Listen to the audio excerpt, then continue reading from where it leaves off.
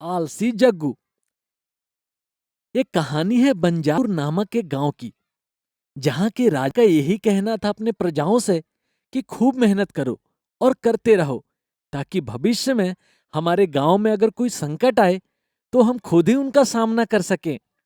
और यह राजा इसलिए कहते थे क्योंकि उन्हें पता था कि पड़ोस के जितने भी गांव हैं उन्हें किसी भी दुविधा में कभी मदद नहीं करेंगे। पर ऐसा तो हो ही नहीं सकता कि सब गांव वाले एक जैसे मेहनती हों।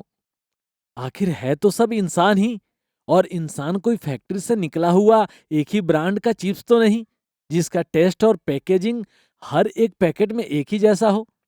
और इसीलिए शायद इतने मेहनती गांव वालों के बीच में एक बहुत ही आलसी लड़का रहता था जिसका नाम था जग्गू। जब जग्गू बड़ा हो गया तब उसके उम्र के बाकी लड़कों की तरह काम पे नहीं जाता था और पूरे दिन बिस्तर और कुर्सी पे पड़ा हुआ रहता था। जग्गू का ही बचपन का दोस्त राजू बहुत मेहनत करता था। एक हफ्ते बाद राजू की बहन की शादी थी। राजू अपनी बहन की शादी का न्योता देने जग्गू के घर आता है।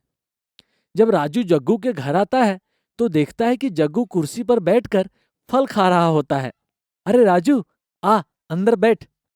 मेरी बहन की शादी है अगले हफ्ते, तुझे सब घर वालों को लेकर आना है।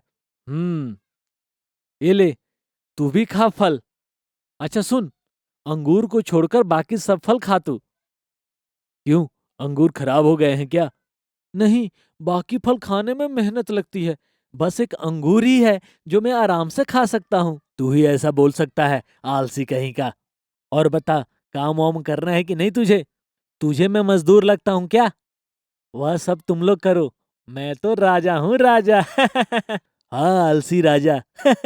अगर यहाँ के राजा ने सुन लिया ना तो तुझे इस गांव के बाहर निकालने में जरा सा भी आलसीपन नहीं करेंगे। फिर करते रहना तू आराम किसी जंगल के गुफा में। ठीक है, मैं चलता हूँ। याद से सबको लेकर आना शादी में। हाँ ठीक है, आऊंगा। राजू की बहन की बहुत धूमधाम से शादी होती है और हाँ, जग्गू भी शादी में शामिल होता है। इधर बंजारपुर का राजा सभी गांव वालों को अपने दरबार में बुलाता है।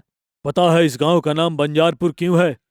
क्योंकि यहाँ एक बार लगातार 2 साल बारिश नहीं हुई थी। सारे पशु पक्षी मानो समाप्त हो गए थे।